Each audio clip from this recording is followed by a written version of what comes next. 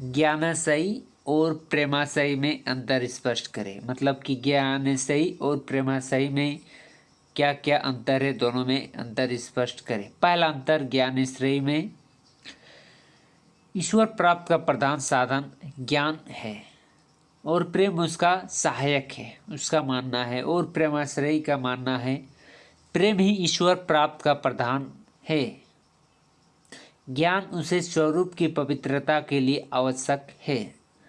दूसरा में है ईश्वर का एकमात्र भावभूमि हृदय है, जगत तो माया है। और इसका दूसरा में है प्रेमाशय में ईश्वर की भावभूमि हृदय ही नहीं, जगत के अणु परमाणु तक है। मतलब कि ईश्वर को हर जगत के अणु और परमाणु, सबसे छोटी इकाई तक सीमित है। माया का चोर संसार में नहीं है, हृदय में है। माया का चोर संसार में नहीं है, वही हृदय में होता है।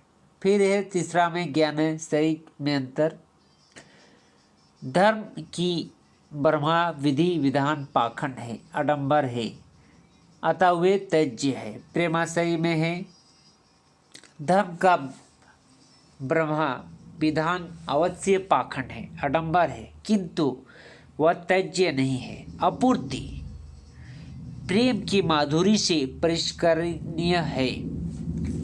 प्रेमाश्रयी में है प्रेम की कल्पना में ईश्वर पति रूप है और जीव पत्नी रूप। और ज्ञानाश्रयी में है चौथा अंतर, ईश्वर की कल्पना पत्नी रूप से तथा जीव की कल्पना पति रूप से है। मतलब ईश्वर पत्नी रूप से और जीव पति रूप से है। फिर है प्रेमाशयी में है पांचवा अंतर, संतों की प्रेरणा का मूल स्रोत भारतीय वेदांत है, मतलब वेद से। ज्ञानाश्रयी में है पांचवा अंतर, सूफियों का मूल प्रेरणा कट्टर मुसलमानी एक ईश्वरवाद की प्रतिक्रिया है। छठा अंतर है केवल ज्ञानाश्रयी प्रेमाश्रयी में है केवल चिंतन की अधिकता से इसमें बोध वृद्धि का जागरण है तो अह भाव को उत्पन्न करती है। 6 में है प्रेम वृत्ति का आश्रय लेने से इसमें उदारता, करुणा, विनय आदि मानसिक भाव का ममक्य रूप है। 7वां में है 7वां में अंतर है, इनका वाणी का उद्देश्य हृदय का श्रृंगार काव्य नहीं है बल्कि उसका परिमार्जक है।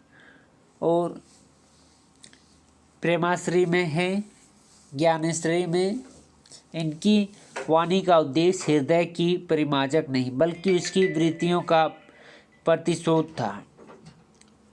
प्रेमाश्रयी में है 8वां अंतर, इनकी सभी रचनाएं मुक्तक शैली में है तथा भाषा अव्यवस्थित है। 8वां अंतर,